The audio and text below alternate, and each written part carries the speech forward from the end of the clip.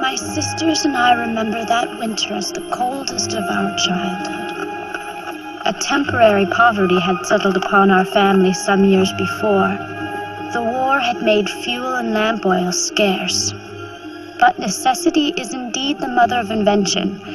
Somehow in that dark time, our family, the March family, seemed to create its own light. Mommy! Mommy's home!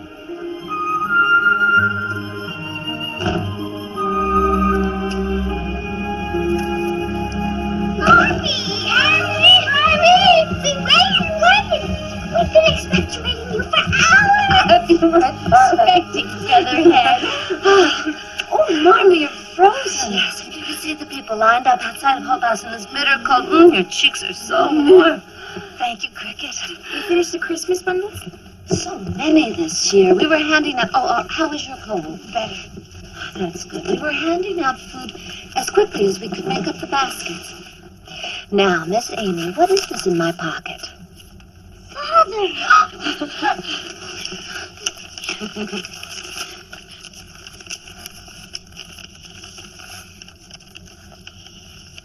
My dearest family, I am well and safe. Our battalion is encamped on the Potomac. December makes a hard, cold season for all of us so far from home. I think of my girls day and night and find my best comfort in your affection. I pray that your own hardships will not be too great to bear. Give them all my dear love and a kiss. Tell them I think of them by day. Pray for them by night. Poor Father. I'm a selfish girl. Oh, little one. It's Christmas Eve. Father would want us to be sad now. In heaven the bells are ringing, ding dong merrily the sky is ripping with angels singing,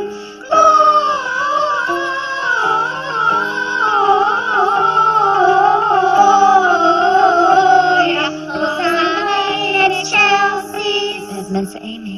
It's Merry Christmas, sweetheart. Merry Christmas. Steeple bells he's swinging, and the yo-yo-yo. Merry Christmas. By the sad people Merry Christmas. singing, Merry Christmas, love. Love you. I love Gloria, Hosanna in Excelsis. My Joe. Merry Christmas. Merry Christmas, Marla. Gloria, Hosanna in Excelsis. And don't sit up too late. I won't. And shiny ringers, may you beautifully rhyme your eve time song, ye singers.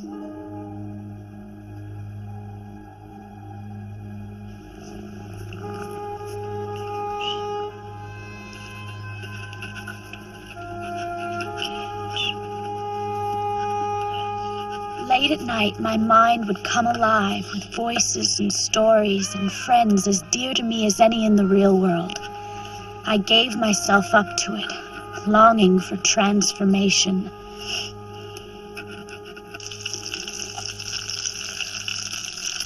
Oh, what miraculous food. It's just like the old days, Hannah. Oh. We shouldn't eat it. We should just look at it. I'm going to eat it. Joe? Joe, come down!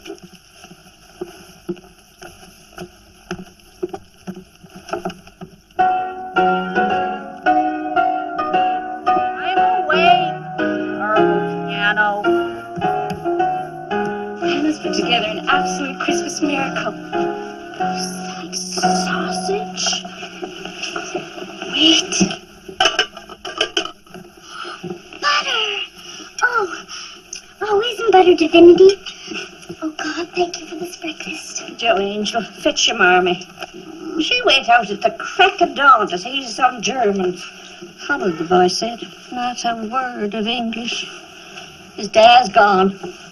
6 children and she's about to issue another. May as well take him a stick of firewood. Sure, they haven't got any. For breakfast either. Perhaps we could send the Hummels our bread. Might as well send the butter, too. Butter's not much use without bread to put it on.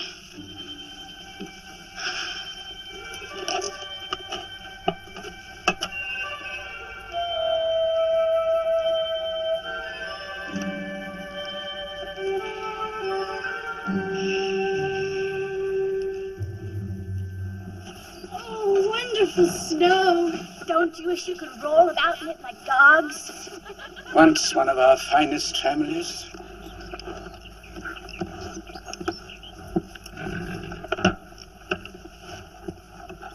Lovely weather for a picnic. Come along, Theodore. We'll be late for church.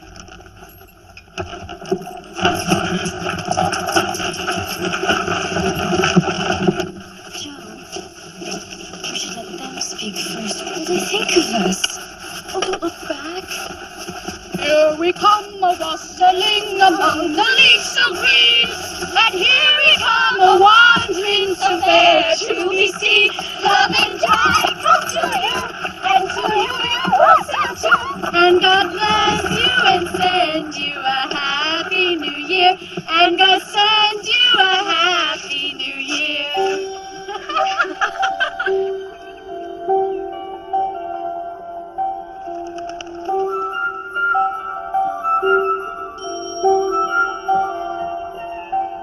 Knights and ladies, elves and pages, monks and flower girls all mingled gaily in the dance. Pauline cried out in horror as her bridegroom's mask fell, disclosing not her lover Ferdinand, but the face of his sworn enemy, Count Antonio. Revenge is mine, quoth he. Continued in the following edition. Excellent installment, Mr. Snodgrass. Oh, I love forbidden marriages. You ought to publish it, Joe, really, not just in the Pickwick portfolio. Mr. Tupman, are you demeaning our fine newspaper? Mr. Winkle. One periwinkle advertisement. One periwinkle sash belonging to Mr. N. Winkle has been absconded from the wash line. Which gentleman desires any reports leading to its recovery?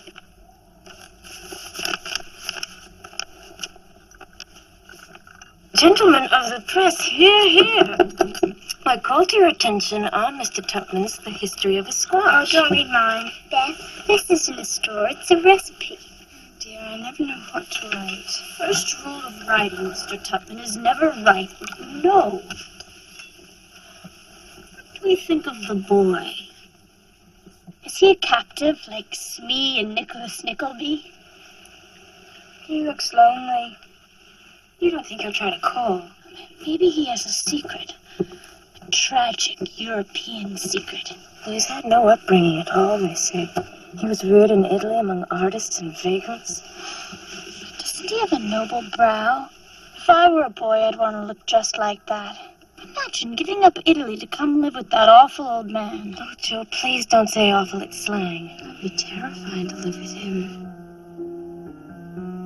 I shouldn't mind living in such a fine house and having nice things. It doesn't seem like Christmas this year without presents. I'm desperate for drawing pencils. I wish I didn't have to work for Great Aunt March, that crabby old miser. And you, Beth? What's your Christmas wish?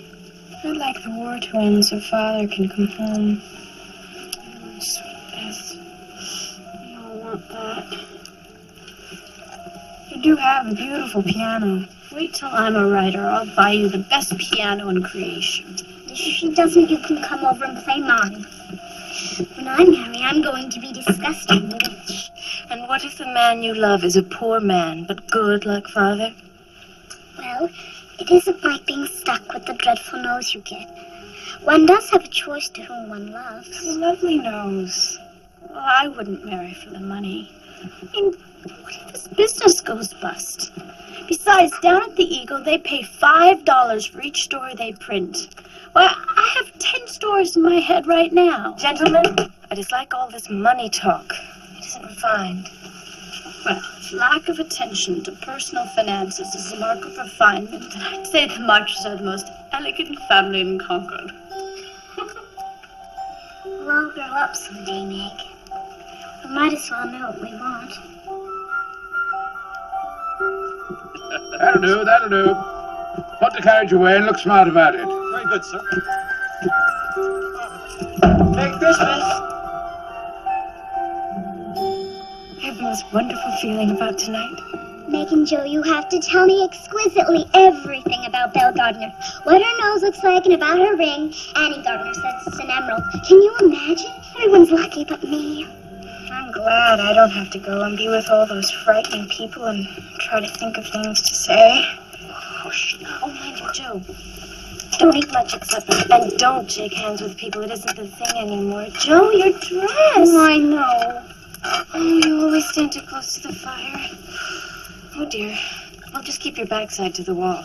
Meg, look. What cunning little heels. They're rather small. That's all right. It's only for one night. You don't suppose anyone will notice they came out of the rag bag, do you? You have to have heels. Oh. What's that strange smell? Like burnt feathers.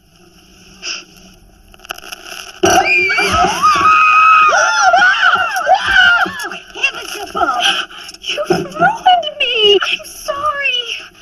I'm sorry! You shouldn't have had me do it! I spoil everything! I can't go out like this! Oh, good! I'm not going either. Here, replace my bone front. Yes, that covers it. It's very becoming, Meg. I'll never have any suitors. I'll just be a dried-up old spinster. You don't need scores of suitors. You only need one, if he's the right one. Listen to the child. Meg isn't going to be married right away, is she? With Joe's help, I never will. Oh, you must be so happy. Oh, well, it's enchanting. Well, I best go and help my mom. Excuse me.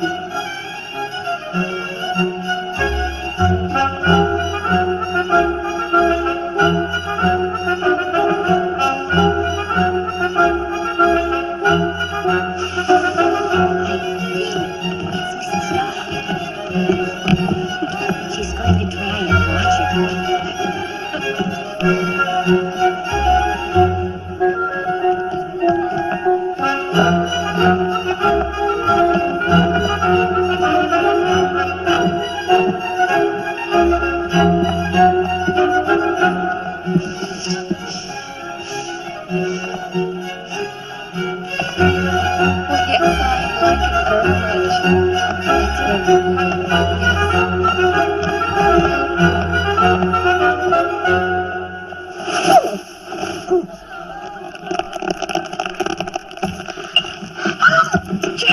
I'm sorry. No, stay. It's not a bad hiding place. You see, I don't know anyone, so I felt awkward just standing and staring at people. Should I put on my jacket? I never know the rules here. I'm Laurie. Theodore Lawrence, but I'm called Laurie. Joe March. So, who are you staring at? You. Actually, what game were you playing? I don't know, but I think I won. Who else?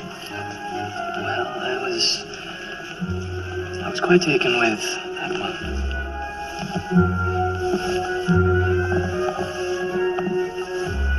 That's Meg. That's my sister. She's completely bald in front. Is it true that you lived in Italy among artists and vagrants? My mother was Italian, a pianist. Grandfather disapproved of her. Truly? I saw a play like that once. Do you like the theater? Oh, yes. Were you born there? Where? In Italy. Do you speak French or Italian? English at home. Francais à l'école, the music conservatory in Vevey, but grandfather's having me tutored now. He insists I go to college. Oh, I'd commit murder to go to college. Actually, I'm going to Europe. Well, at least I hope I am. My great Aunt March says she'll go one of these days, and she has to take me with her because I work as her companion. I have to read to her for hours and hours, but I do all the voices. I'll bet you do. If I were going to be a writer, I'd go to New York and pursue the stage. Are you shocked? Very.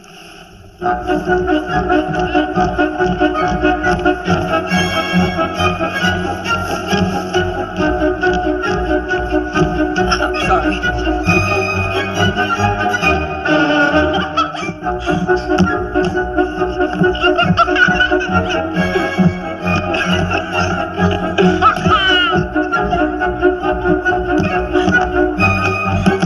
I'm sorry. Meg always makes me take the gentleman's part at home.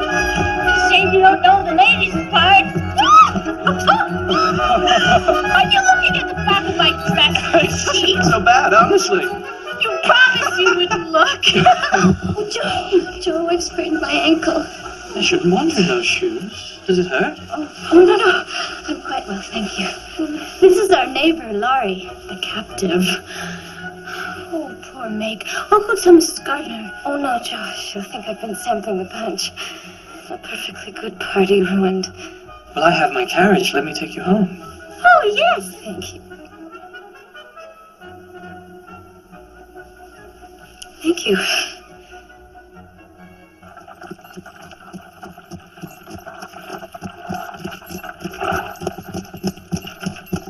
Here, lean on me. Thank you, Mr. Lawrence. That's very kind of you. Not at all. Goodbye, Laurie. Good night, Hey, Mrs. March. wherever did you get this shoe? Did you ride his carriage? Oh, you two have all the luck. Oh, Joe, is he very romantic? Not in the slightest. Well, we're very much obliged to him, but he's a dreadful boy. Well, he did a good deed putting snow on this ankle. He put snow on your ankle? To bed, Miss Amy. With his own hands? Oh, stop being so swoony. I won't have my girls being silly about boys. To bed. Joe, dear. Doesn't it? Everything lovely happens to Meg. Oh, yes, indeed. Mustn't be soppy about Laurie any more than you should be soppy about those silly girls at school. I hope we shall be good friends with him. The boy? He isn't a boy. He's Laurie.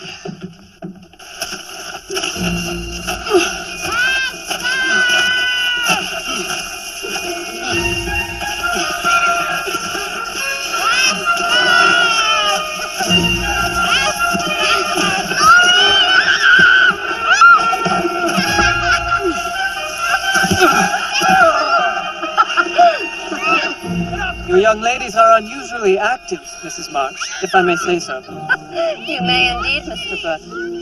It is my opinion that young girls are no different than boys in their need for exertion. Feminine weakness and fainting spells are the direct result of our confining young girls to the house, bent over their needlework and restrictive corsets.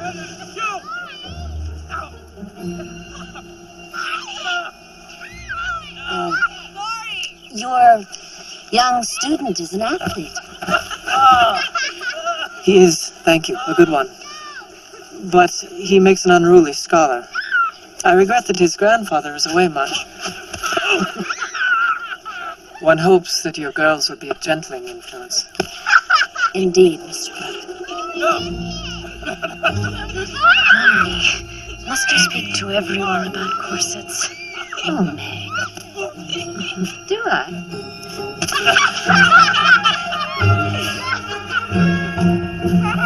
Blast these wretched skirts! Don't say blast and wretch. Amy, don't be such a ninny penny. I wish it was Beth so I could stay home and do pleasant things. Oh, if you call doing laundry and housework pleasant. Blast. Amy, hurry, I'll be late for work. There's Mrs. King, I'm tardy again. Lovely children. Oh, Meg, must I go to school? I'm so degraded. I can hardly hold my head up. I owe at least a dozen limes. Limes? Are limes the fashion now? Of course they are. It's nothing but limes now. Everyone keeps them in their desks and trades them for beads and things.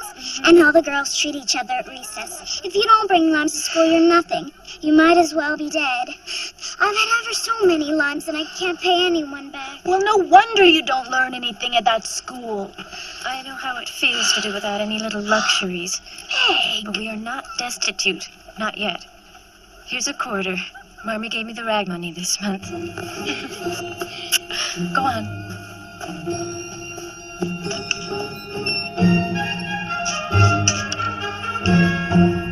Secondly, the immortality of the soul is asserted to be in consequence of its immateriality, as in all hypothymic cases, consistent with the idea of immortality, and immorality and physicality, and I think you finally dozed off.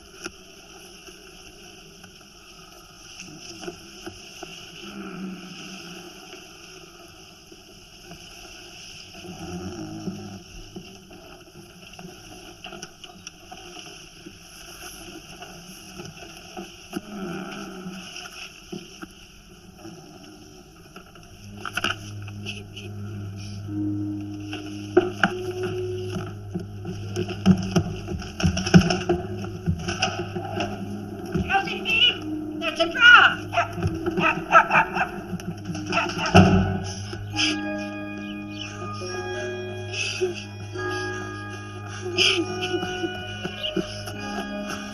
Is it Father?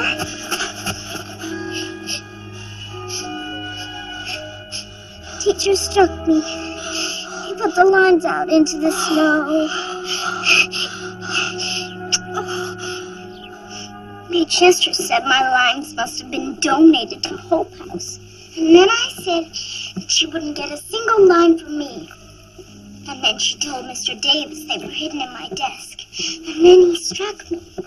You ought to go over there and beat the tar out of him with his old stick-o.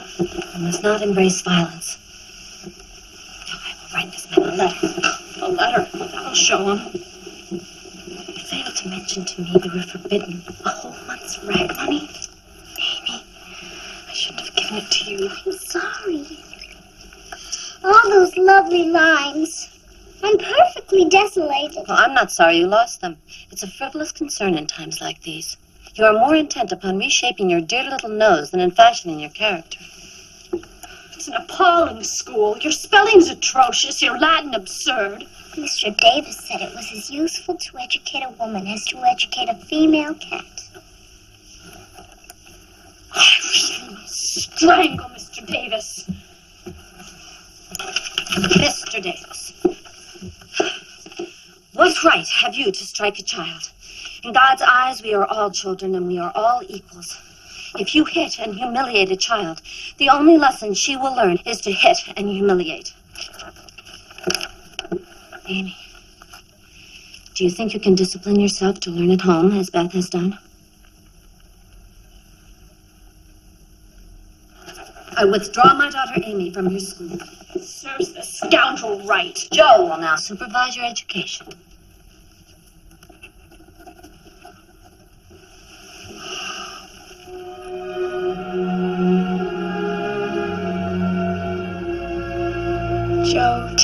happens next? After the Duke turns his back on his family fortune and saves Lady Zara? Don't know. It's all murder and gore. The damsel's in distress. Oh, I love your damsels in distress. Oh, Beth, truly, I don't know if I could ever be good like Marmee. I rather crave violence. If only I could be like Father and go to war and stand up to the lions of injustice. And so Mommy does in her own way. Yes. But I want to do something different. I don't know what it is yet, but I'm on the watch for it. You will find it, Joe.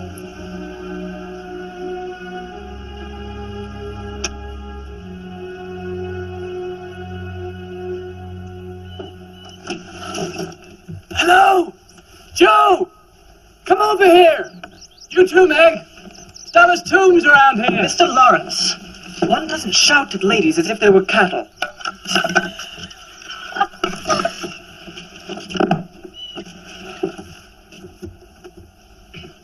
My apologies.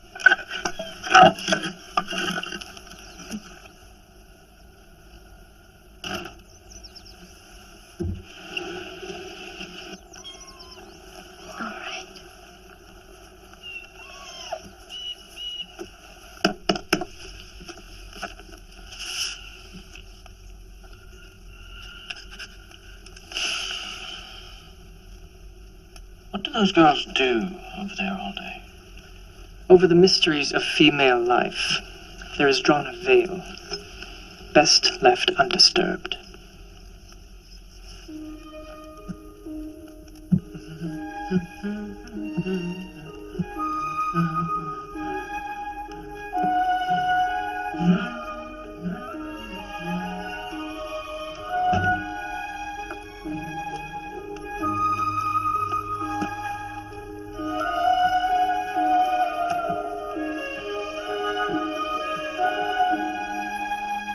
Countess, pray for me, for I have sinned against myself and me brother Roderigo. You've got to say sinned as if you really sinned.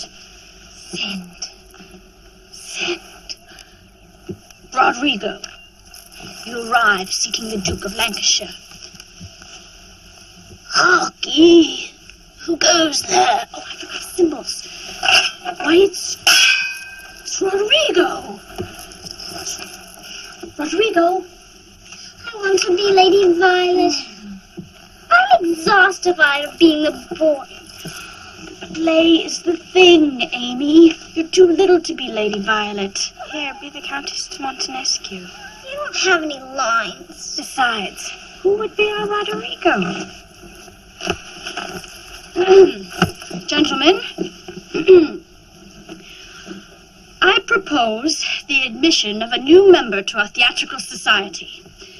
Theodore Lawrence. We'll put it to a vote. Nay, he'll laugh at our acting and poke fun at us later. You think it's only a game.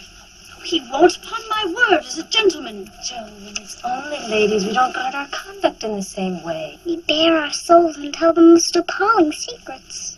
He would find us improper. Oh, Teddy would do nothing of the sort. Oh, please. Let's try him, shall we?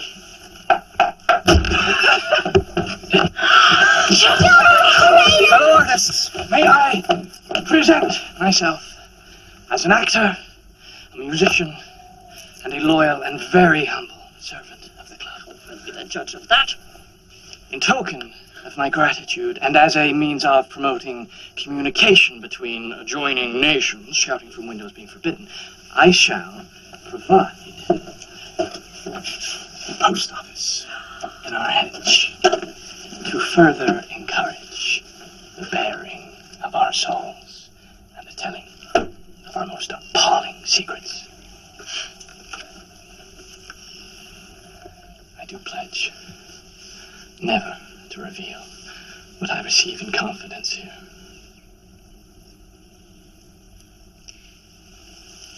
Well then, do take your place, Roderigo. Sir Roderigo.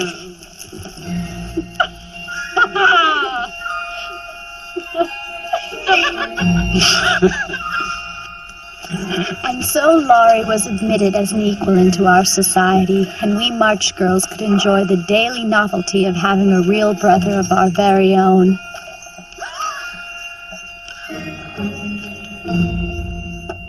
I want to go to the theater. I never get to go anywhere. You're too little. Beth, wear a tarnation or Mommy's opera glasses. I'm not too little. You're just hogging Laurie. Please, can't I go? Oh, Amy, I'm afraid Laurie only reserved 4 seats. Do I look too shabby? Oh, Jehoshaphat, Meg. This isn't a coronation. It's just Laurie and that awful Mr. Brooke. Joe, can't you ask Teddy to get another ticket? No. You have a cold, dear. Rest your eyes. Evangeline and I will make you some ginger tea. You're weeks behind in algebra. Now, I want you to do all the pages that I've marked. I won't have a sister who's a lazy ignoramus. And don't sulk, you look like a pigeon.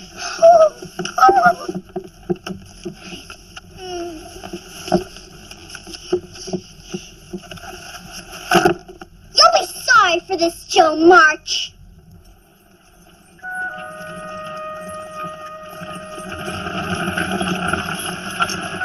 Whoa there.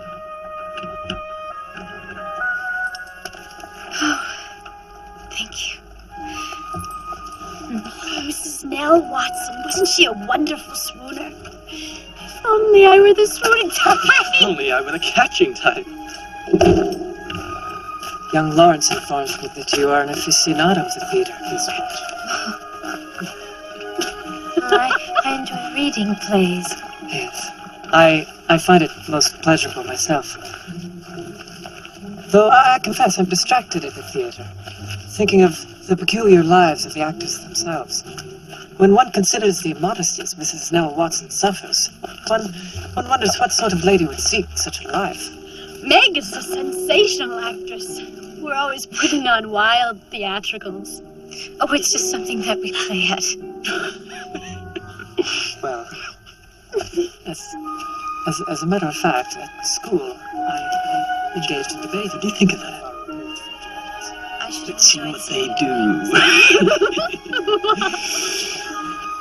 I'm far too flattered by your attention to even hear the arguments. I had a wonderful time, Mr. Brooke. Yes, did I? It was a most delightful evening, and I very much liked it. Thank you very much. Good night. Oh, good night. Good night.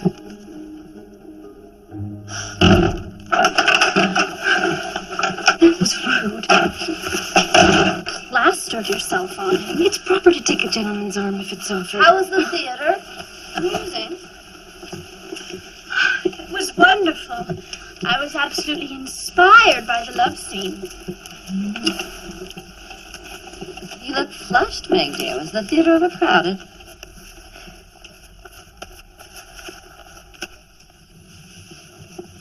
Still sulking.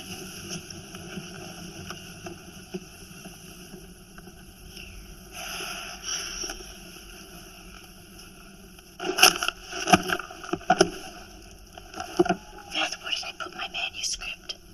Beth.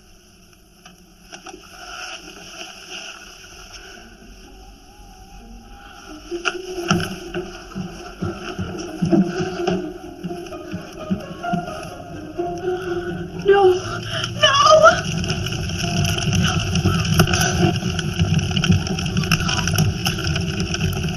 Didn't do it!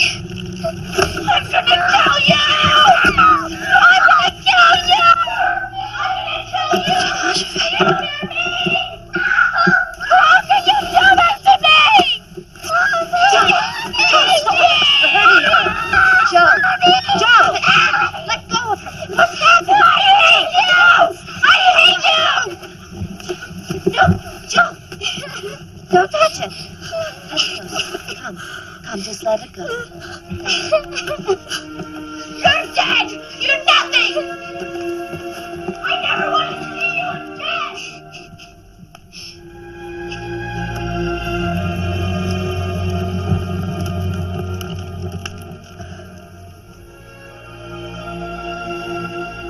It is a very great loss, and you have every right to be put out. But don't let the sun go down upon your anger. Forgive each other. Begin again tomorrow. I will never forgive her.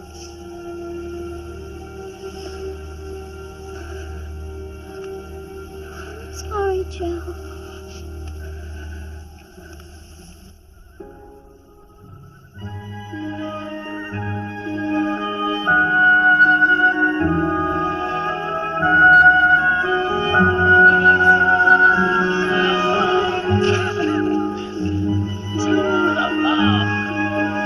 Lucky. It's like the last ice will have. Say go. Mommy! Joe, wait for me! Ignore her.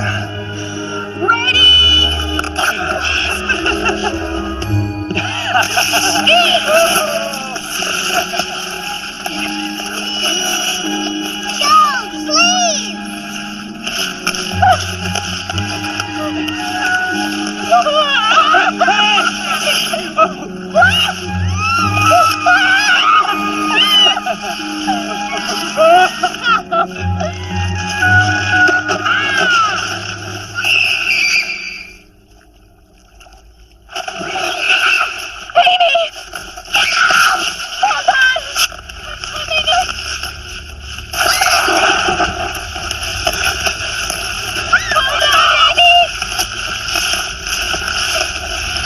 Get away.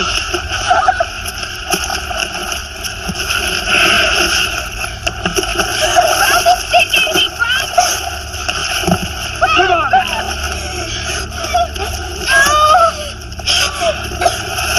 Hold on.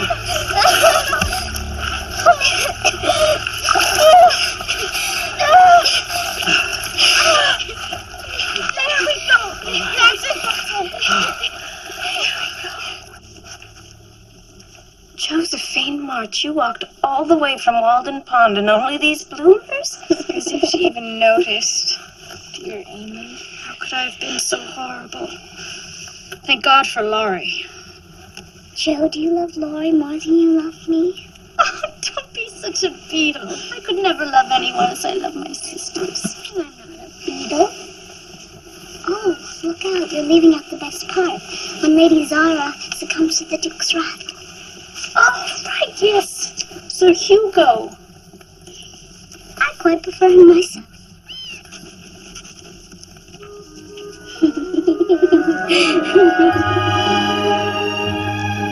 In the spring, we turned Orchard House upside down with preparations for Meg to attend Sally Moffat's coming out.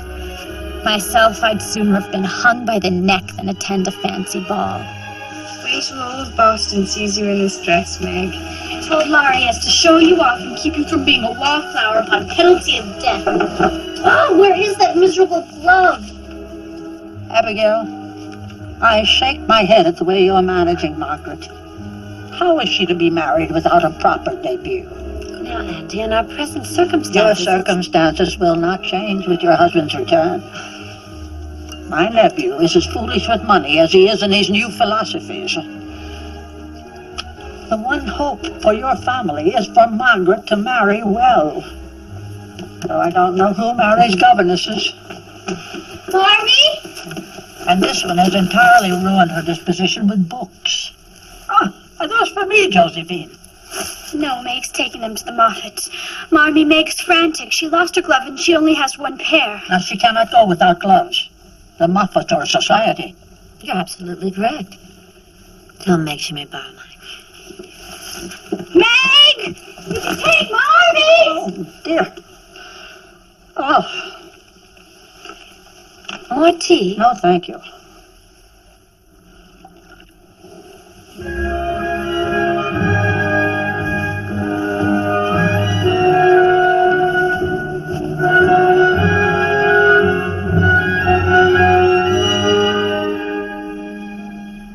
Sally Moffat, you won't be able to draw your laces. At my coming out party, I didn't eat for weeks beforehand.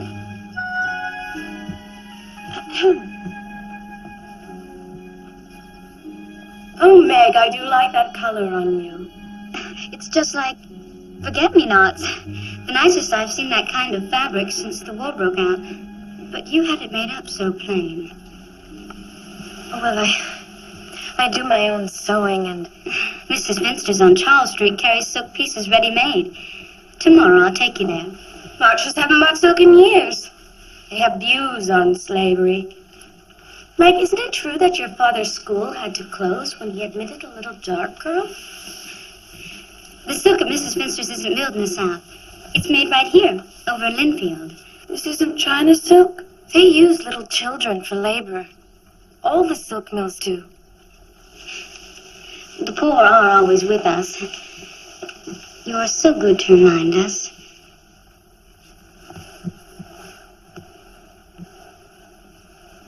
May I tell you something?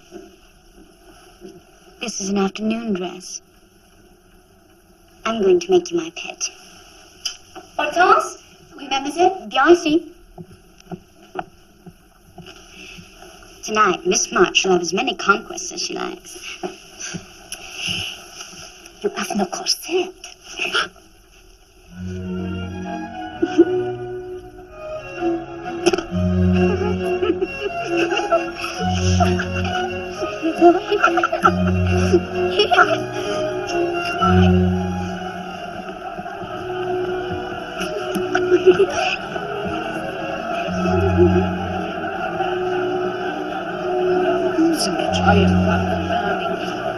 Yes, he's charming. No, I believe the next dance is the polka. With me. Well, I will dance with you, Mr. Parker, but I fear for my new slippers. My credo is, don't tread on me. Miss March, I thought your family were temperance people. Laurie,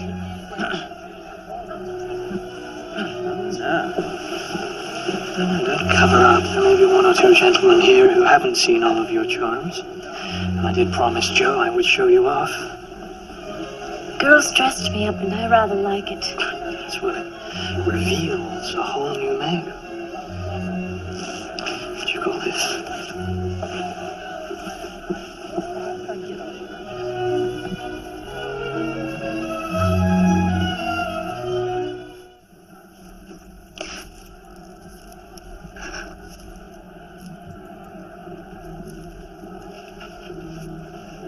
Meg. I'm sorry. Please don't tell Joe how I've behaved. Of course not. If you won't tell anyone how I've behaved. I was only playing a part. To see how it felt to be Belle Gardner with 4 proposals and 20 pairs of gloves. You're worth 10 of those other girls. Did you see the way this March girl has gone after the Lawrence heir? Best thing that could happen to the Marches.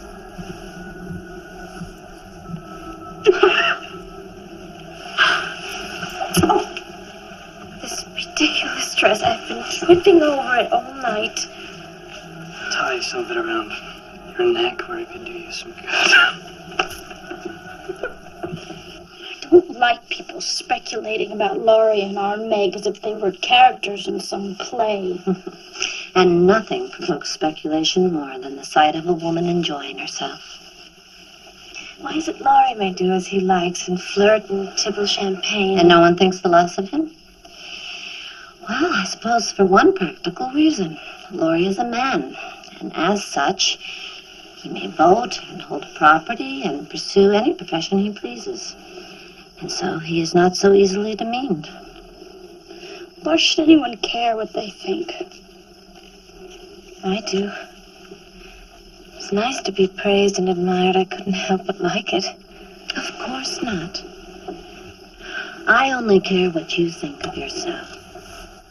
If you feel your value lies in being merely decorative, I fear that someday you might find yourself believing that's all that you really are. Time you road's all such beauty. But what it cannot diminish is the wonderful workings of your mind. Your humor, your kindness, and your moral courage. These are the things I cherish so in you. I so wish I could give my girls a more just world. But I know you'll make it a better place.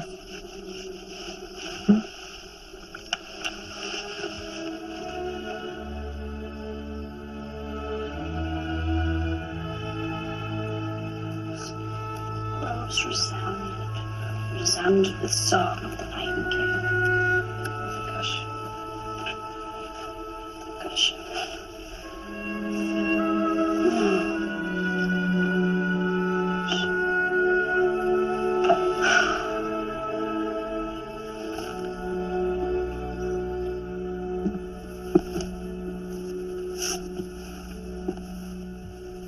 No, I don't want them now. And keep the music. I won't be going near a piano for ages. You need your books in college. Here's your Dombey and Sons. I could have sworn there was another volume. Honestly, Joe, I won't be taking all of Dickens to Harvard with me. Oh, no. You'll have much more important things to read. Nothing's going to change, Joe. Wish I could go. I wish you could too.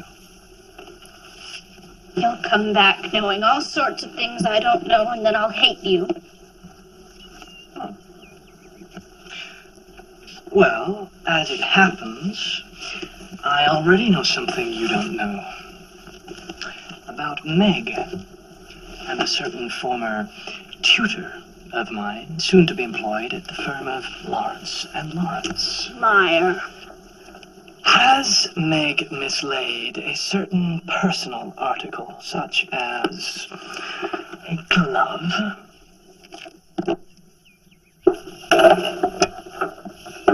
Meg, John Brooks stole your glove. What glove?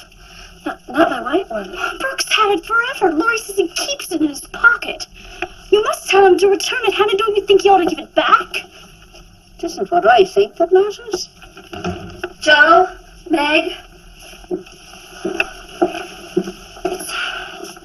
A telegram from Washington Hospital. Your father's been wanted.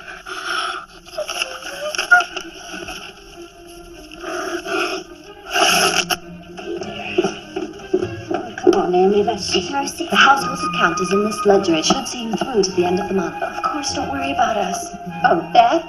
Dear, look in on the house for me, will you? I will, Mommy. Where's Joe? It's almost 6. Doing battle with Aunt March from Army's railway team? Would you carry a letter to Mrs. Jugger? John. Mr. Brooke. I've come to offer myself as an escort to your mother. Go pack this up, and grandfather sends a bottle of spirits for Mr. Munch. Oh, thank you. Mommy. Mr. Brooke is Mrs. here. March. Mr. Brooke? As young Lawrence no longer requires a tutor, Mr. Lawrence has commissions for me in Washington. I should like to be of service to you there. We couldn't let you travel alone. Oh, Mr. Brooke, how kind of you. May I? Are we to go on the 6 o'clock train? Yes, I sent Jo up, but she hasn't returned. I'm here. Oh, Jo, finally. 25. Can Aunt March spare this? I couldn't bear to ask her. I sold my hair. Joe, how could you? You're one beauty. This isn't going to affect the state of the Union. It'll grow back. Suits you. We'll tell Father that we love him. Tell him we pray for him. Bring him home. I'll never forget his kindness. Oh, Anna, thank you.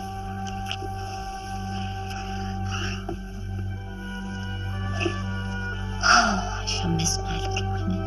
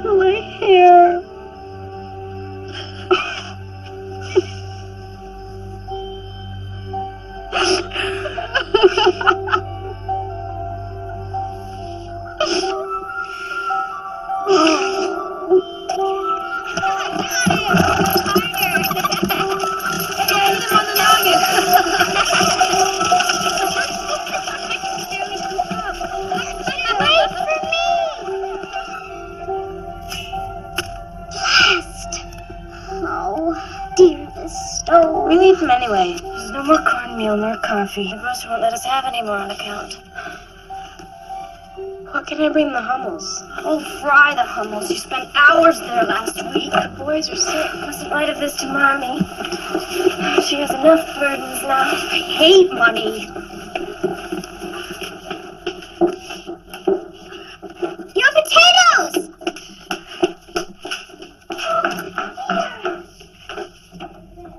Be careful cleaning. Don't forget to stay.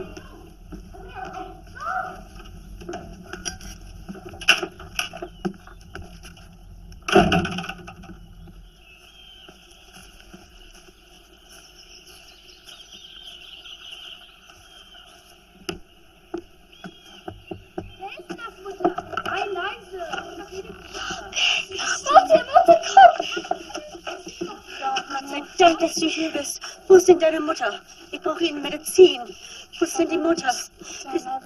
Wir sind alle so schrecklich krank hier, Fritz und Emil. Wir müssen zum Arzt hin. Wo ist denn deine Mutter? Hier, guck mal, zieh mal das Kind. Sieh mal ihren Kopf. Guck mal ihren Kopf hier an, wie krank sie ist. Du kannst nicht sehen. Wo ist deine Mutter denn? Wir brauchen ihnen Medizin. Wir sind alle krank hier. Können Sie das nicht sehen, dass wir krank sind? Und das Kind verbrennt mir vor meiner Augen.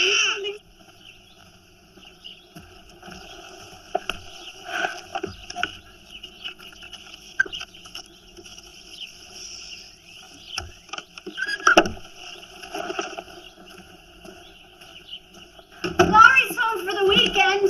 Need of funds, no doubt. He'd have a week's groceries with what he spends on billiards. Oh, Josh, Fitz.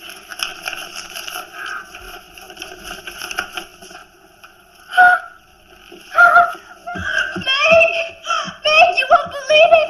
I've sold the last Duke of Gloucester, $5 whole. I'm an author! Beth? Oh, my baby is sick.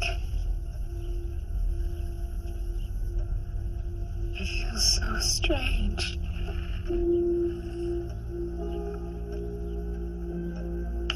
She's burning up, but she says that she's freezing. She has a terrible thirst, but she won't drink. It's like our Seneca, but she looks more like Belladonna.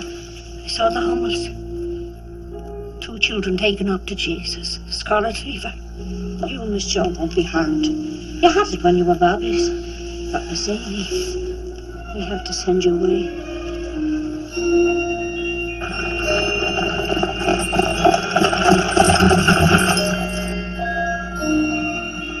She won't die. Will she, Laurie? God wouldn't let her die. I don't want to go away. I'll come and see you every day. I swear it. You won't be alone.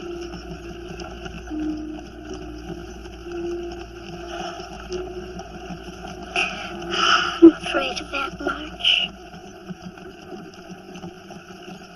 If she's unkind to you, I'll come and take you away. Where will we go? Paris?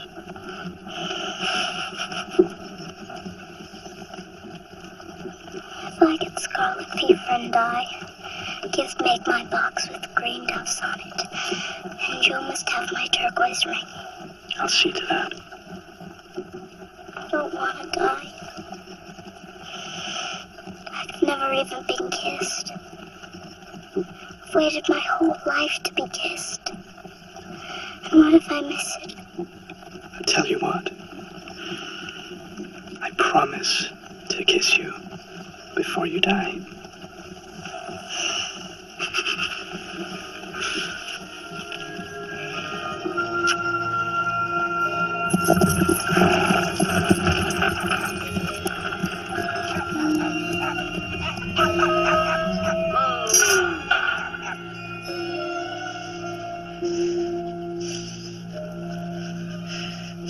I don't know. I don't think Marmee should leave Father. Beth needs Marmee. She depends on her. But what if we send for her and Father gets worse? How in the name of all that's holy would we pay for the train? That he profane not my sanctuaries. Sanctuary. Sanctuaries. For I, the Lord, do sanctify them. And Moses told it unto Aaron, and to his sons, and unto all the children of Israel.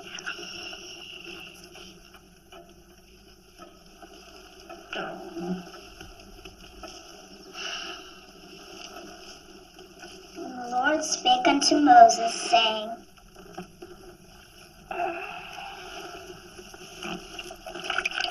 Joe, Mr. Lawrence is here.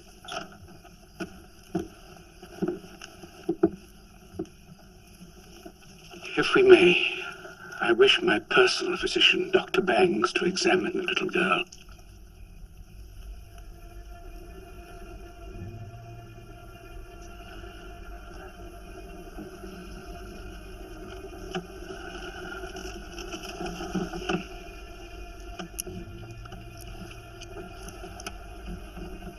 There's nothing to be done. If I bleed her, it would finish her. Best to send for the mother. Forgive me. I've already done so. Mrs. March arrives on the train this night. Hail Mary, full of grace, the Lord is with thee. Blessed art thou amongst women, and blessed is Joe!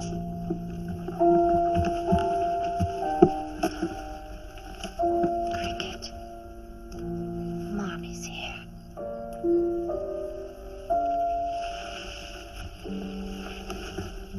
Icy cold. Joe, fetch a basin with vinegar, water, and some rags, Meg, my kit. Let's draw the fever down from her head. It's all right. It's all right now. That's my love.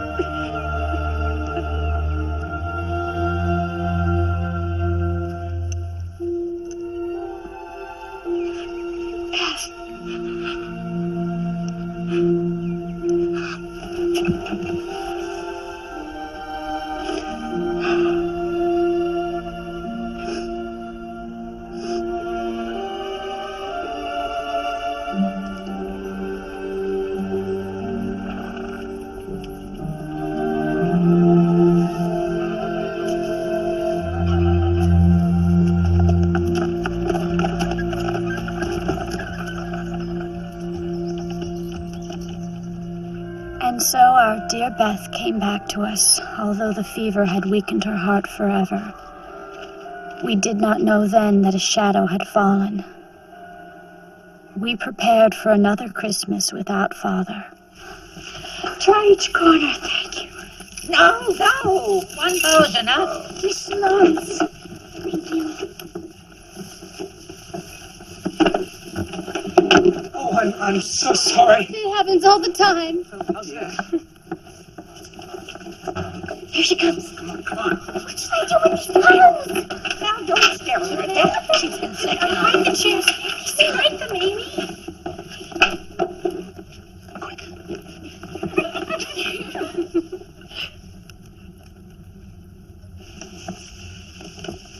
The house is beautiful.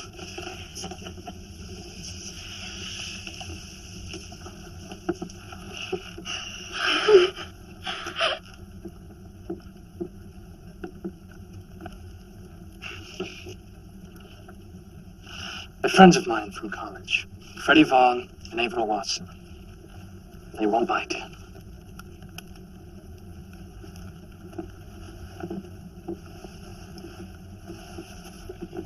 No, don't sit there. Sit. Here. Sit here, child. Merry Christmas. Merry Christmas.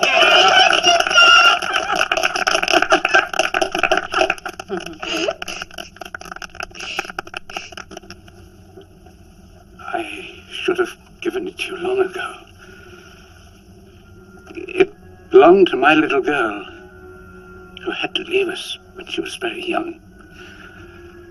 But now, it will make music again.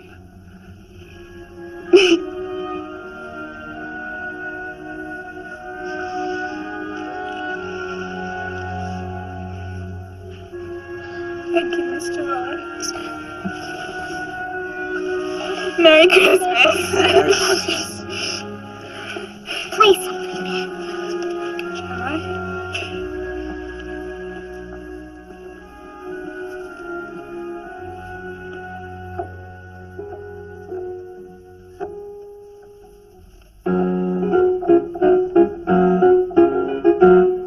Deck the halls with boughs of holly, fa la la la la la la. 'Tis the season to be jolly, fa la la la la la la la. Don we now our gay apparel, fa la la la la la la la. Troll the ancient Yuletide carol, fa la la la la la la. See the blazing moon before us, fa la la la la la. Strike the harp and join the chorus, fa la la la la la. Follow me in merry measure, fa la la la la la. While I tell of Yuletide treasure, fa la la la la la. That was good. I fear you would have a long engagement. 3 or 4 years. John must secure a house before you can marry, and he must do his service to the union. John? Marry? You mean that pokey old Mr. Brooke? How did he weasel his way into this family? Joe. John has been very kind to go visit Father in the hospital every day. He's dull as powder. Meg, can't you at least marry someone amusing? I'm fond of Mr. Brooke. He's a good man. He's kind and serious, and I'm not afraid of being poor. Marmee, you can't just let her go and marry him. I'd hardly just go and marry anyone. I would rather Meg marry for love and be a poor man's wife than marry for riches and lose her self-respect. So you don't mind that John is poor? No, but I'd rather he have a house. Why must we marry at all? Why can't things just stay as they are? It is only a proposal. Nothing need be decided. Now, girls, let's not spoil the day.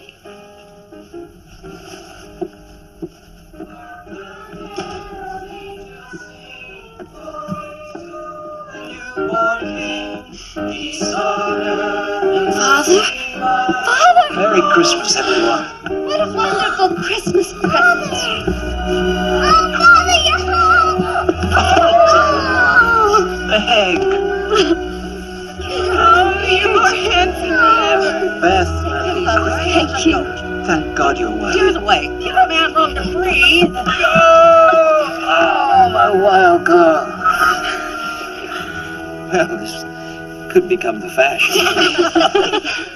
Watch his Not arm. used to this. Very careful now. Trouble this Oh, soldier now, too Father, much. it's time to...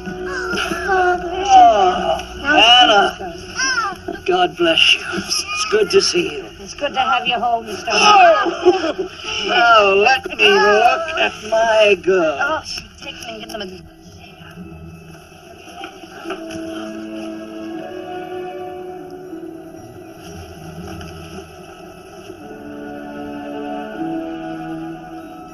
The cholera took more men than the Rebs, as I understand it, sir. Agriculture isn't taught, and it should be. It should be required. Perhaps the freedmen should be given What land. happened between you and Yeah. John, brother? You mind? My word. Isn't it wonderful, Joe? Yes, it's wonderful.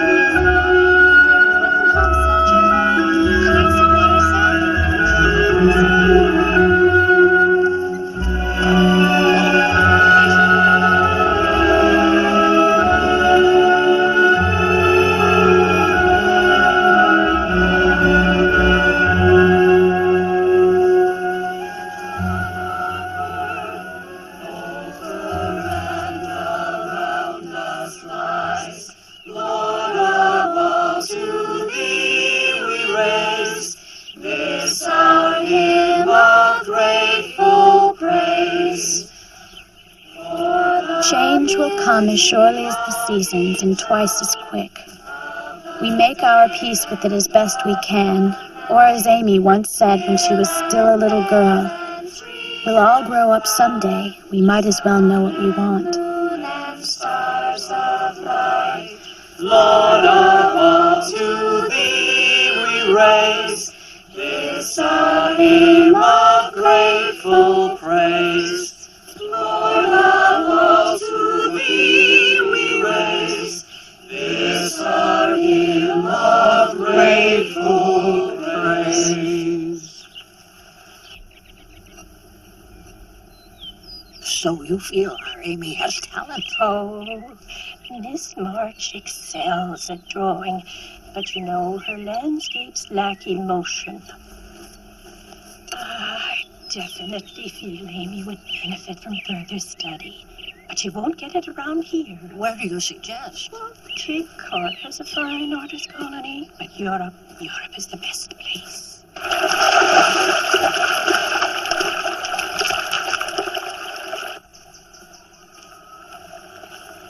Teddy! Teddy! Your houseman said you wouldn't be home till night. I couldn't wait so long. Hail the conquering graduate. Is grandfather exceedingly proud? Yes, and exceedingly bent on locking me up in one of his offices. Why is it Amy may paint China, and you can scribble away while I must manfully set my music aside? Why must you? If I don't, I'd have to defy grandfather. Yes, and not the whole of society. I can't go against the old man. When I imagine myself in that life,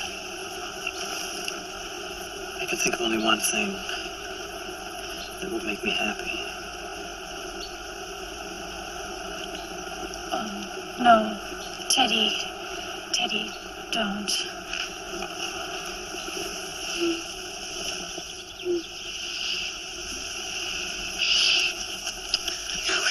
Teddy, we have to talk about this reasonably. I have loved you since the moment I clapped eyes on you. What could be more reasonable than to marry you? We'd kill each other. Nonsense. Neither of us can keep our temper. I can, unless provoked. We're both stupidly stubborn, especially you. We'd only quarrel. I wouldn't. You can't even propose without quarreling. Joe. Dear Joe, I swear I'll be a saint. I'll let you win every argument. I'll take care of you and your family. I'll give you every luxury you've ever been denied. You won't have to write unless you want to. Grandfather wants me to learn the business in England. Can't you see us bashing around London? What? Oh, Teddy, I'm not fashionable enough for London. You need someone who's elegant and refined. I want you.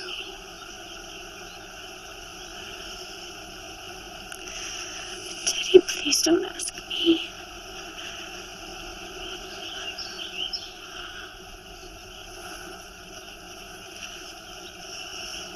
I'm desperately sorry.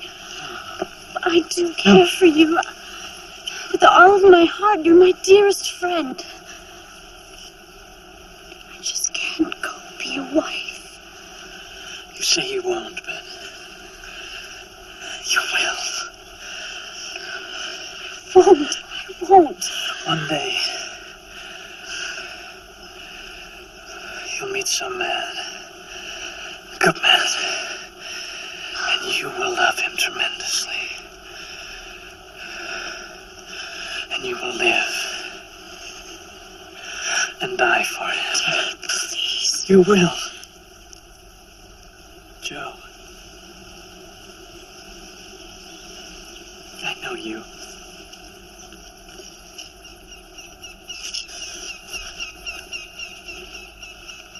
And I'll be hanged if I stand by and watch.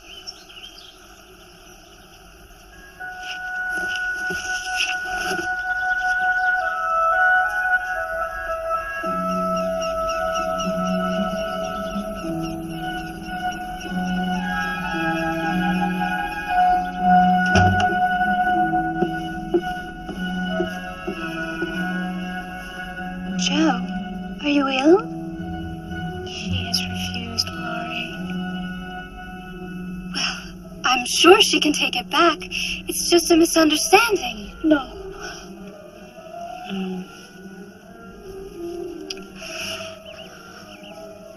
Listen to him. I must get away. Of course.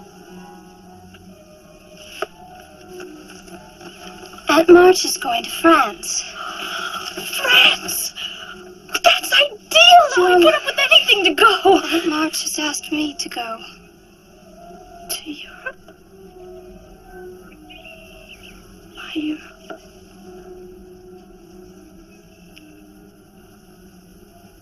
When? It was decided just today.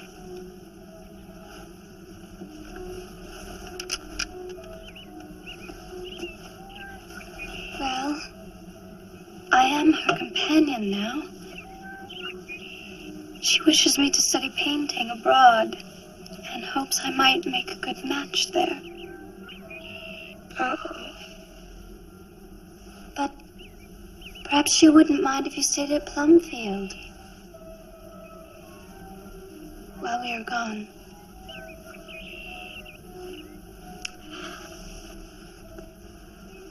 Well, of course Aunt March prefers Amy over me. Why shouldn't she? I'm ugly and awkward, and I always say the wrong things. I fly around throwing away perfectly good marriage proposals. I love our home, but I'm just so fitful, and I can't stand being here. I'm sorry.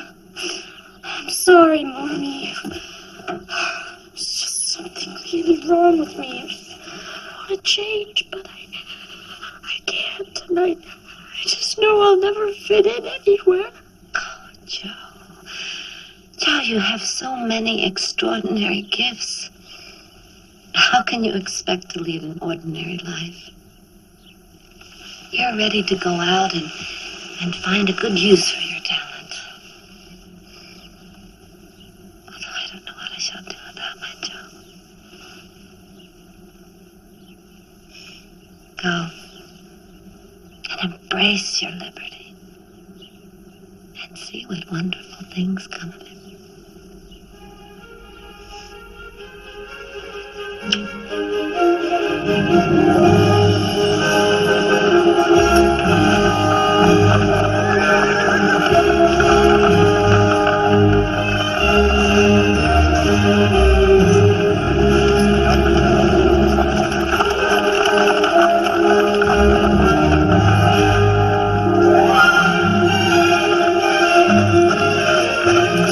Laurie sought his refuge in London and abroad. Marmee helped me find a place in the great city of New York. And so I stepped over the divide between childhood and all that lay beyond. Mrs. Kirk? Josephine! Oh, yes, how do you do? Kitty, Minnie! This is Miss March. Her father was Colonel March. He knew your papa. He'd know her, Alice. It was cold. Watch your feet, Mr. Costigan. Straight. Oh, do come in, my dear. Well, you're making that up. What if you... Dear Beth, Marmee's friend Mrs. Kirk has made me feel quite at home. My little students, Kitty and Minnie, are dear girls.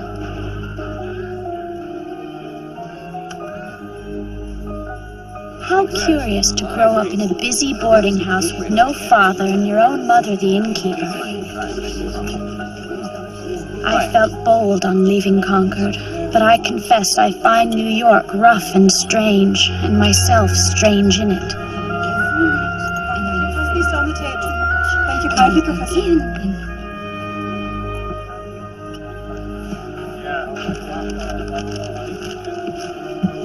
Mrs. Kirk believes that I am here for a brief interlude of sensational experience before succumbing to a matrimonial fate. Excuse me. And while there is surely no lack of sensational experience of every kind available in such a city, I hope, though I've had no luck yet, that any experience I gain here will be strictly literary, and that all events of a romantic or sensational nature will be entirely confined to the page. Our subscribers are not interested in sentiment and fairy stories, miss. They're not fairy stories. Try one of the ladies' magazines.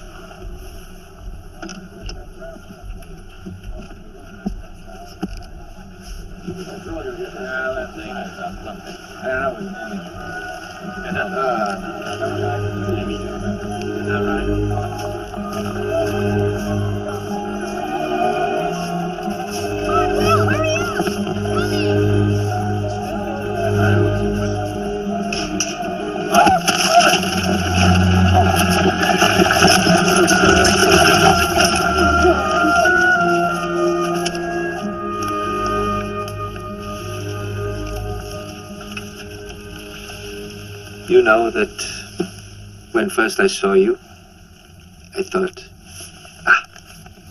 she is a writer. What made you think so?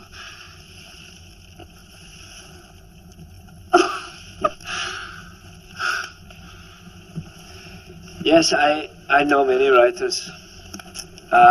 In Berlin, I was professor at the university. Here, I am just a humble tutor, I'm afraid. Oh, please, sit down. Thank you.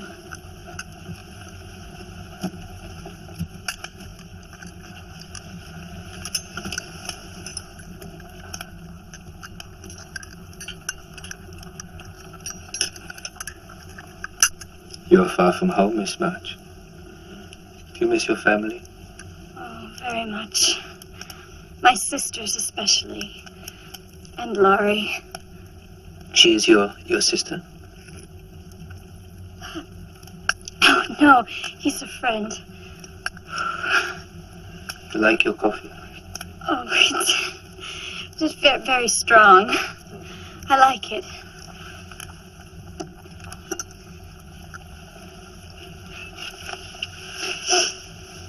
Oh, you have quite a library. Did you bring all these books from Germany? A few of them, May I? of course. Most of these I could not bear to leave behind. I sold everything that I want to get my passage to come here, but my books, never. Shakespeare. Some books are so familiar. Reading them is like being home again. Will you be returning to Berlin, Professor Bear? Friedrich. Call me Friedrich. Friedrich. No, sadly the fatherland of Goethe and Schiller is no more. Oh, I adore Goethe. My father used to read me all the German poets when I was a child. Really, that is most surprising. Well, my mother and father were part of a rather unusual circle in Concord. Do you know the word transcendentalist? But this is German romantic philosophy. We throw off all our constraints and we come to know ourselves through insight and experience. But it goes out of fashion now. Well, not in the March family, I'm afraid. It's just that with all of this transcendence comes much emphasis on perfecting oneself. This gives you a problem. I'm hopelessly flawed. If only we could transcend ourselves without perfection. Like your poet Walt Whitman, who rides up and down the streets of Broadway all day shouting poetry against the roar of the carts. Keep your silent woods, O nature. Your quiet places by the river. But by the woods. Give me the streets of Manhattan.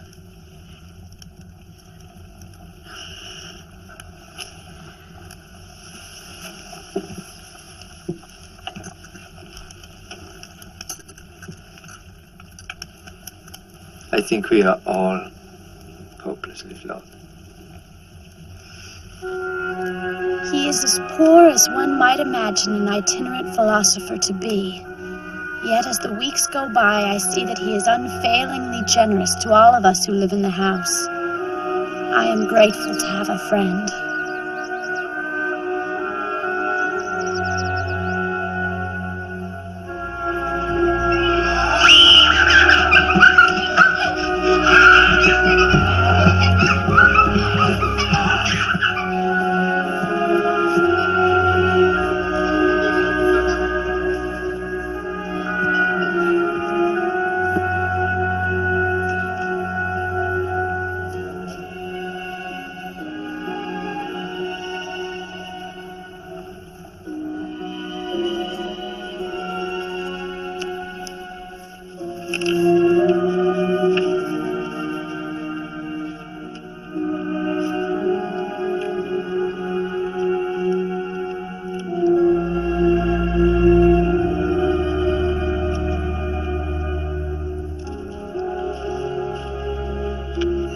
Our nation was founded on. Come now, it was nothing short of a betrayal of our country's ideals. Our country's ideals? A constitution that denies the basic rights of citizenship to women and black people? They just passed the 15th Amendment, Jacob. They can vote.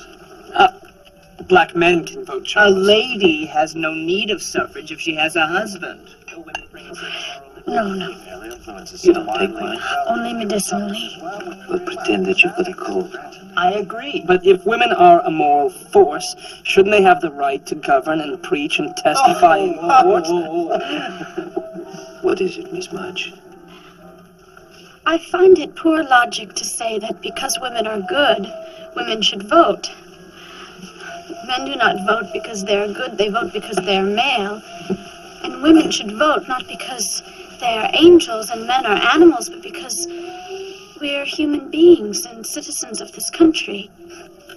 You should have been a lawyer, Miss March. I should have been a great many things, Mr. Mayor.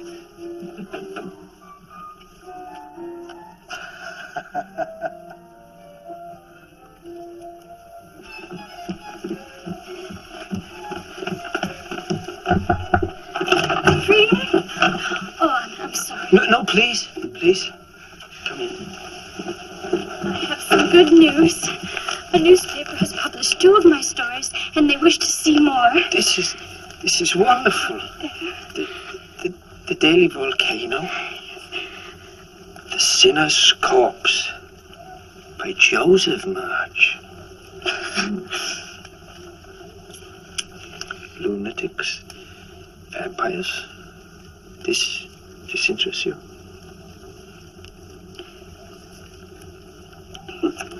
People like thrilling stories, Friedrich. This is what the newspapers want. Yes, I suppose. That is true. Well, we'll buy a new coat for Beth, and I'm sure she'll be grateful to have it. Joe.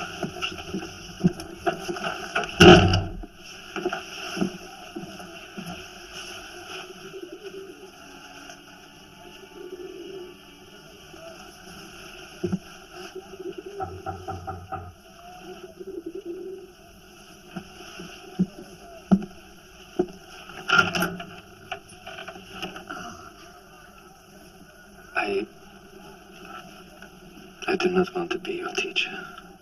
No, understand me. I am saying only that you should please yourself. My opinion is of no importance. Do you forgive me? Of course. Can I make a gift? An experience? Do you like the opera? Oh, I do.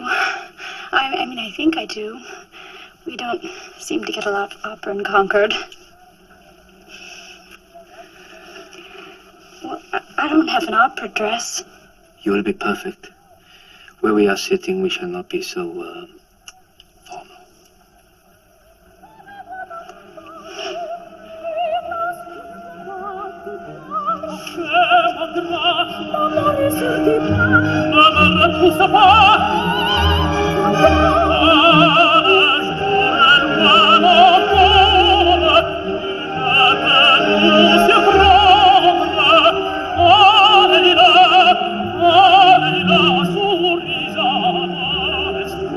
Lelia is a goddess. She has made a promise never to love. If she breaks her vow, all will be lost. Oh, look. Trouble is coming. What's going to happen? The inevitable.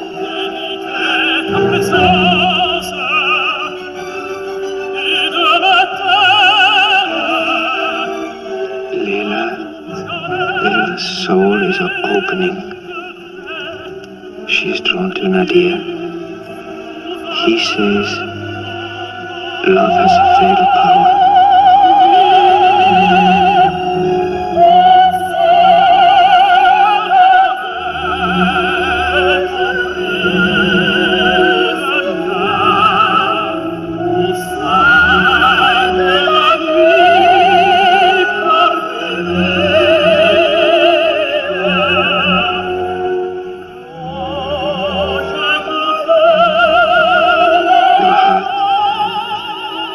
Understood mine.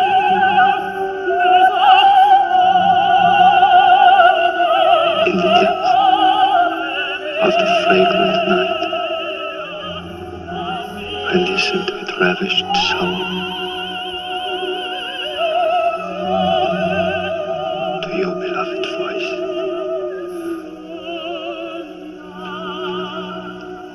Your heart understood mine.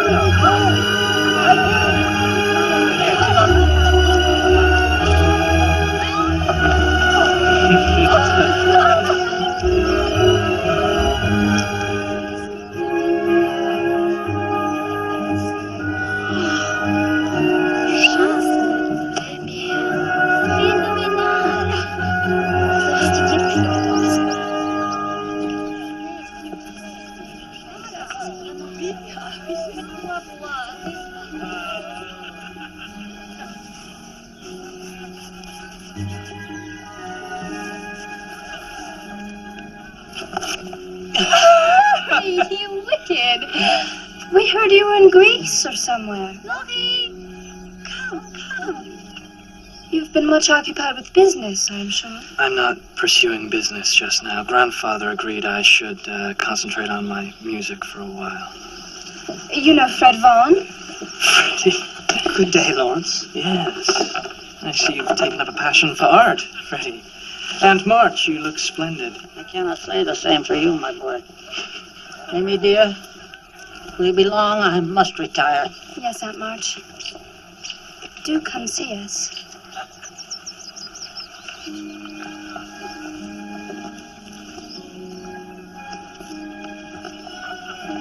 Are they engaged? Not yet.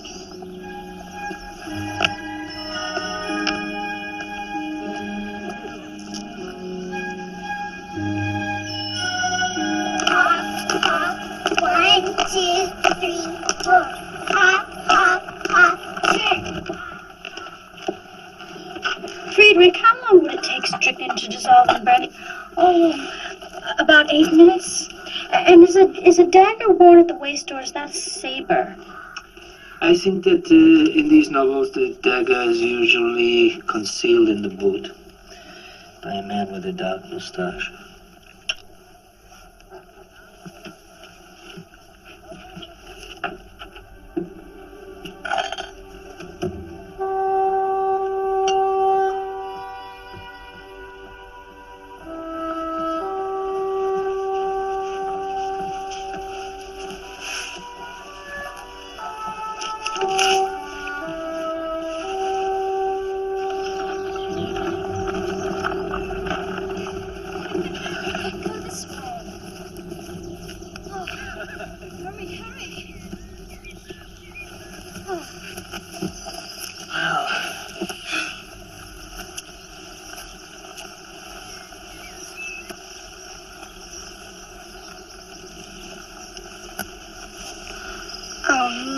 Daddy, how lovely.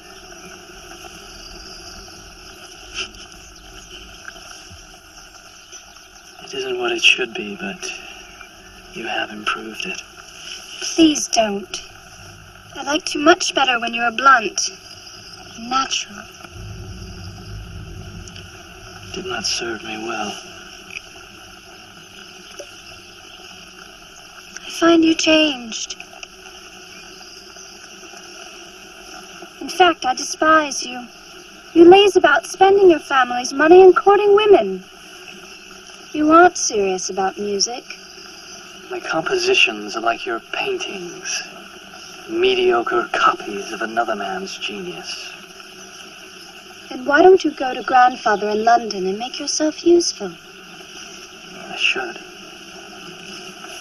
Why don't you reform me? Someone more practical in mind. I do not love Fred Vaughan. Fred Vaughan is stable and well-mannered He and... has 40,000 a year. I've always known I would not marry a pauper. I expect a proposal any day. You'll regret it. I'll regret it. I'm reminded of a promise. Didn't I say I would kiss you before you die? Do you hear from Jo? She has befriended a German professor. Yes, well, no doubt he's showing her the ways of the world. I do not wish to be courted by someone who is still in love with my sister. I'm not in love with Jo. Then how do you explain your jealousy? I envy her happiness. I envy his happiness. I envy John Brooke for marrying Meg. I hate Fred Vaughan. If Beth had a lover, I would despise him too. Just as you have always known you would never marry a pauper. I have always known I should be part of the March family. I do not wish to be loved for my family. Any more than Fred Vaughan wishes to be loved for his 40,000 a year.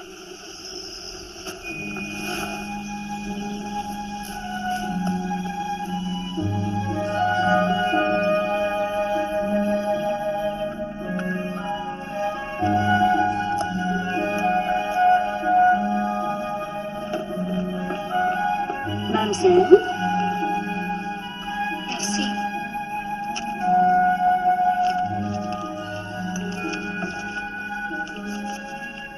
My darling Amy, it is you I want, and not your family. I've gone to London to make myself worthy of you. Please, do not do anything we shall regret.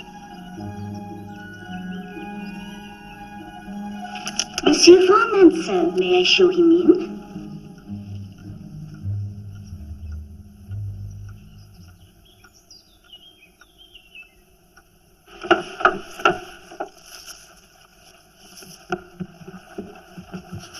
Friedrich, did you read it? Yes.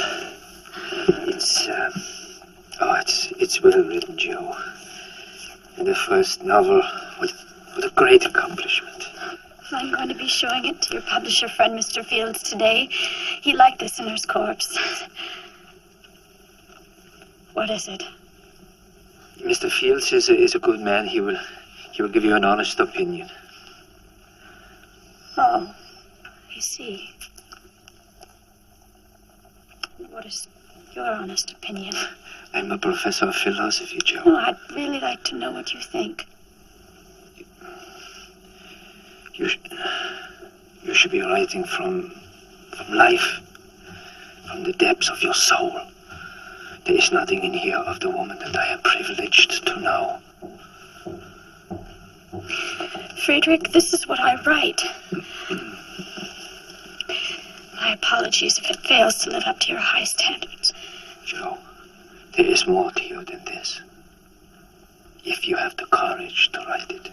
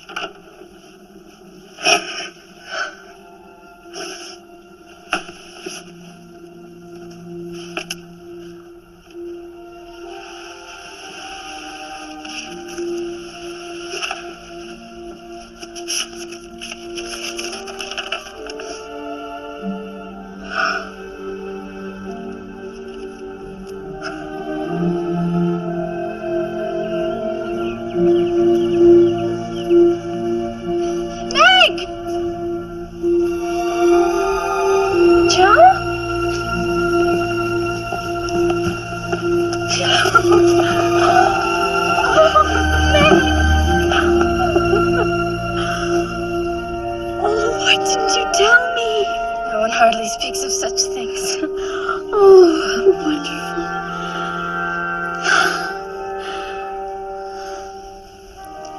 How's Beth? You will find her much altered.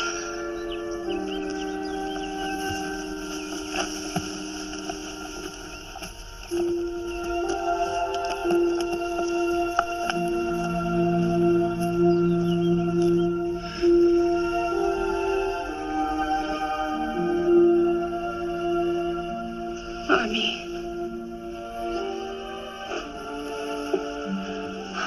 She wouldn't let us send for you sooner. The doctor has been here a number of times, but it's beyond all of us, and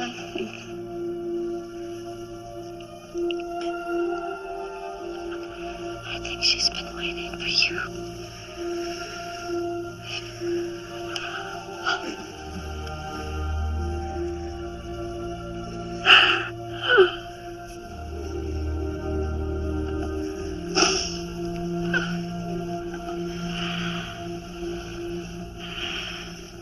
Drink up all this good broth.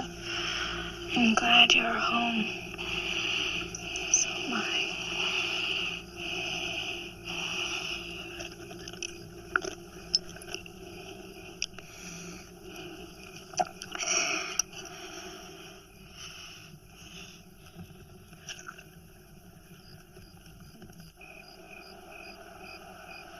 Mr. Pickwick changed colour. Ah, said Mr. Wardle. Well, that's important. There's nothing suspicious then, I suppose. I feel stronger with you close by. I'm gonna get you better yet. If God wants me with him, there is none who will stop him.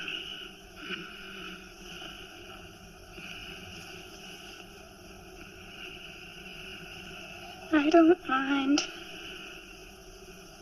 I was never like the rest of you, making plans about the great things I'd do. I never saw myself as anything much. Not a great writer like you. But I'm not a great writer, but you will be.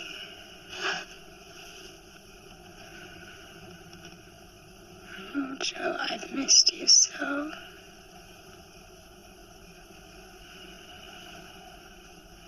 Why does everyone want to go away? I love being home. But I don't like being left behind.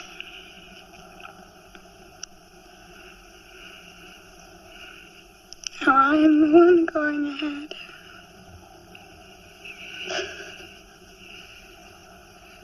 I am not afraid. I can be brave like you. But I know I shall be homesick for you.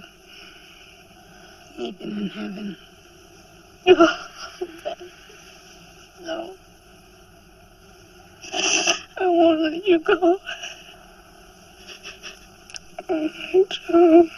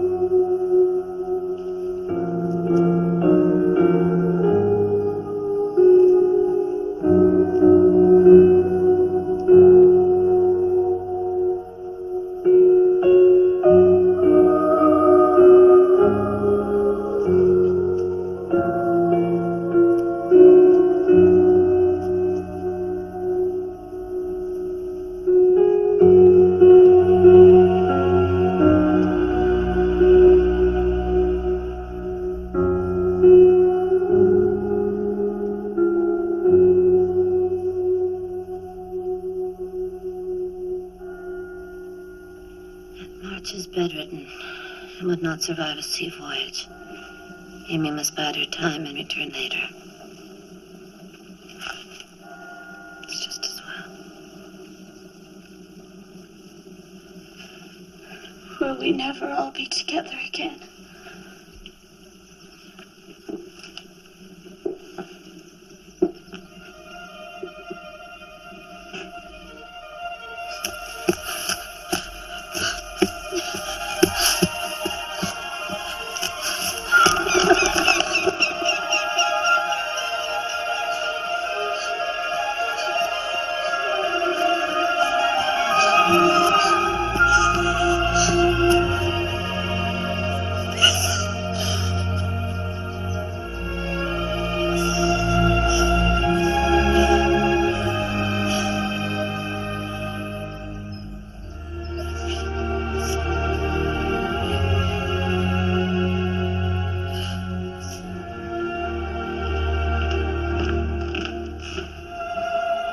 Lovely morning.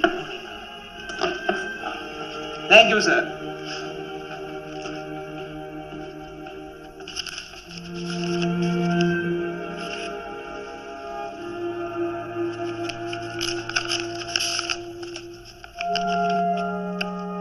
Dearest Laurie, you may not have heard our sad news of Beth. Meg has entered her confinement, and poor Amy must stay in Vevey with Aunt Marge.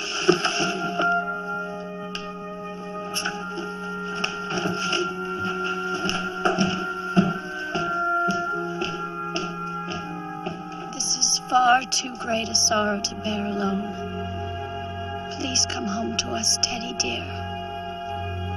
Your faithful, Joe.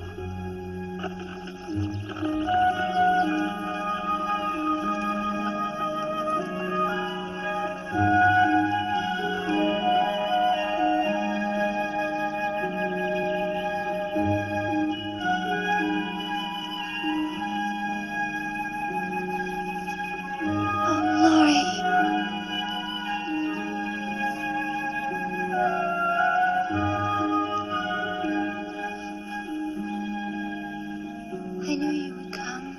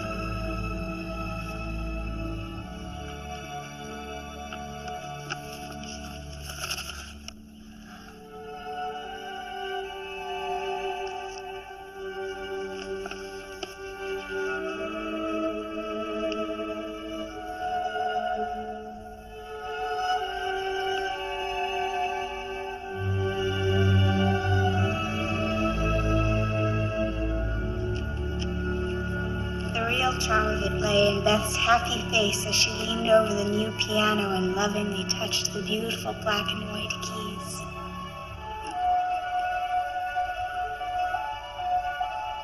During the next few minutes, the rumor circulated that Amy March had got 24 delicious lines.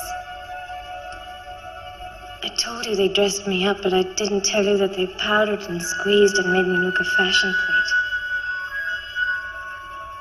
As she spoke, Jo took off her bonnet. A general outcry arose, for all her abundant hair was cut short. Jo, how could you? You're one beauty. Nothing's going to change, Joe.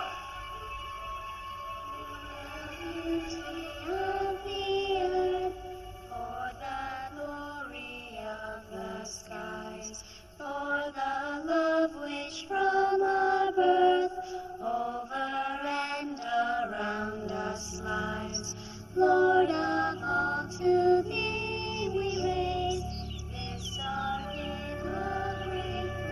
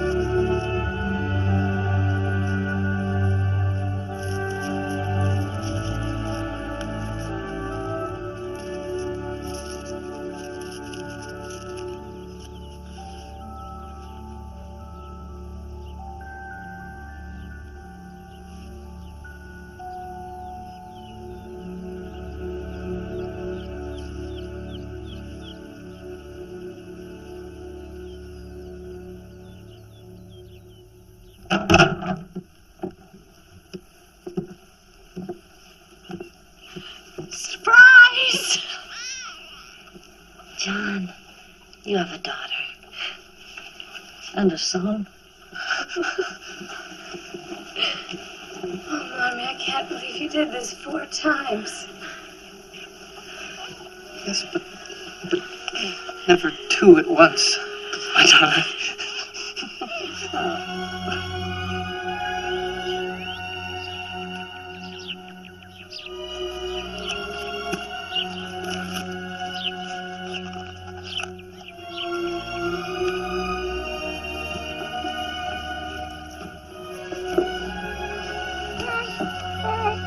Oh, Daisy. Oh, she's so beautiful. And him. He is handsome. He's going to look just like his papa when he grows up. Yes, he does look like John. Have you heard from the professor?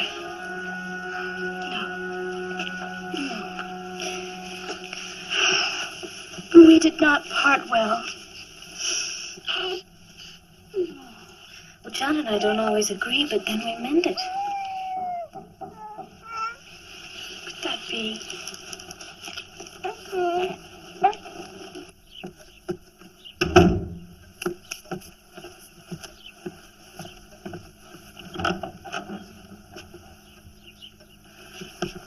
Joe!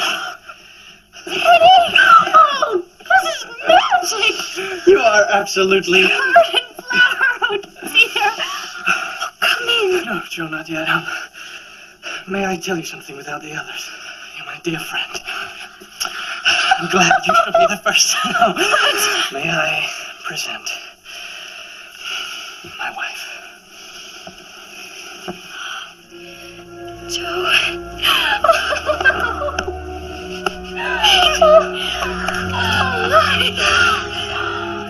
Flowers. Oh, you're so... Come in.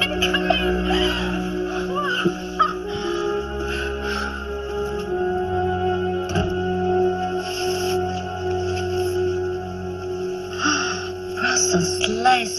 Oh. I went to Europe to paint the great cathedrals, but I couldn't get our home out of my mind. Look how Amy has captured Orchard House. Look. Lovely. Oh, it's beautiful. Not as beautiful as I wanted, but I am still learning. Dear little angel. Joe, you must tell me the truth as a sister, which is a relation stronger than marriage. Do you mind at all? Oh, no. I was surprised. Mind you, I had it on good authority that our Teddy would never love another. And now he's gone and gotten married. It's good to hear you call me Teddy again.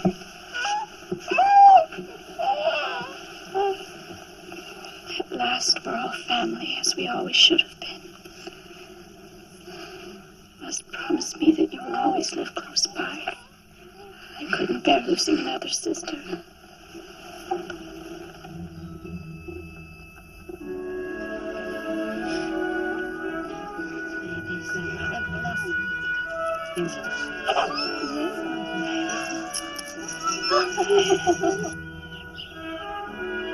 Joe, it's so gloomy and chilly.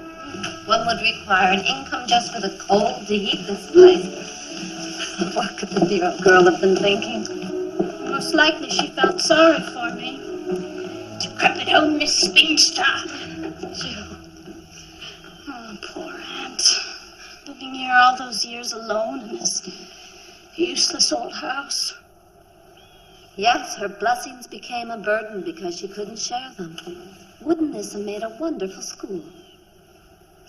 A school?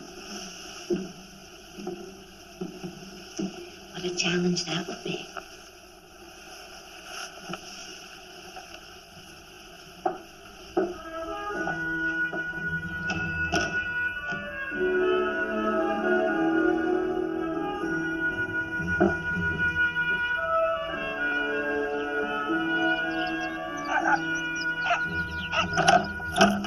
Hello, puppy.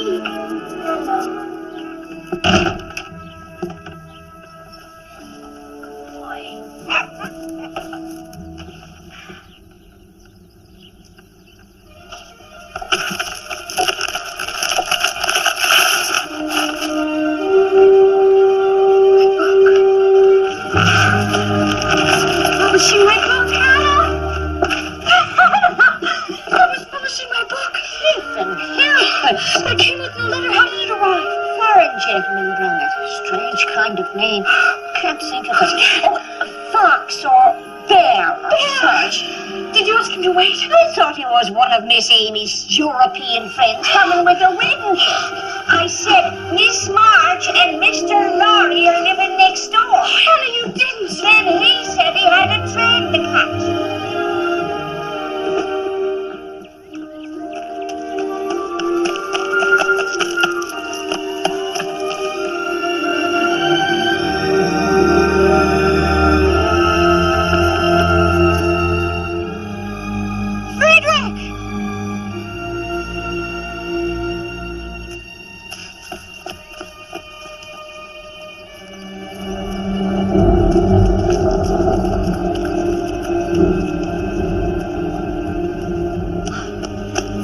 Friedrich, thank you for my book. When I didn't hear from you, I thought you hated it. Oh, no. Reading your book was like opening a window into your heart. James Fields took it out of my hands, and he would not give it back to me.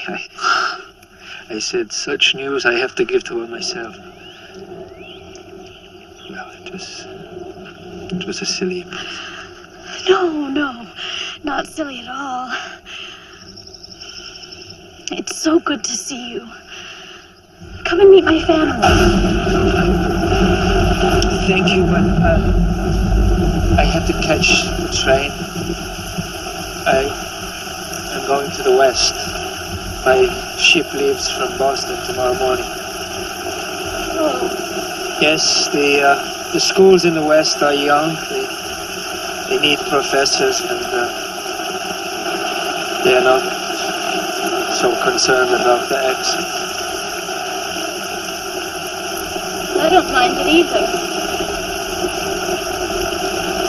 You see, my aunt left me Plumfield. Well, it isn't a field, it's a house. Actually, a rather large house. And it isn't really good for anything except a school. And I want a good school. One that would be open to anyone who wanted to learn. Well, I'd be needing someone who knows how to teach. Is there nothing I might say to keep you here? I confess that I was hoping that I might have a reason to stay, but congratulations on the celebration of your marriage. Oh, no, that's Amy. My sister, Amy, and Laurie, actually. No, I'm not married. Please don't go so far away. Joe. Such a little name for such a person. Will you have me? With all of my heart.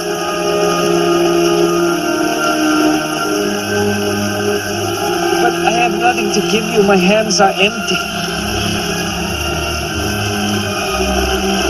Not empty now.